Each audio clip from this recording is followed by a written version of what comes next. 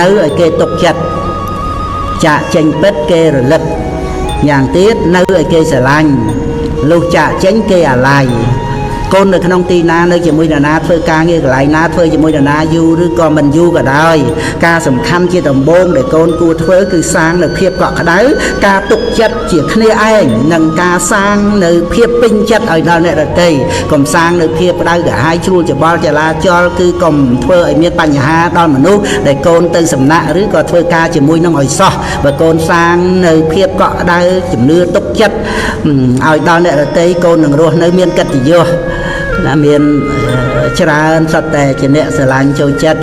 សម្បូរមិត្តខ្សត់សត្រូវទុយមកវិញបើកូនសាងបញ្ហាគឺការក្តៅក្រហាយឲ្យដល់គេកូនមានតែគេរង្គៀសគេភ័យខ្លាចគេធុញទ្រាន់សាបសូន្យកិត្តិយសរស់នៅជាទុក្ខវិធីសាងនៅភាពកក់ក្តៅការពេញចិត្តនិងការទុកចិត្តនោះគឺថាចេះលះបង់មិនឃើញតែពីខ្លួនឯងនិយាយស្ដីឲ្យល្អចេះជួយទុក្ខតរៈអ្នកដទៃជាគ្នាឯងជាមួយនឹងមនុស្សគ្រប់គ្នាមានកិរិយាមារយាទរៀបសាររៀបរយឆ្លូតបូតត្រឹមត្រូវមិនប្រកាន់ខ្លួននិងមិនអួតខ្លួន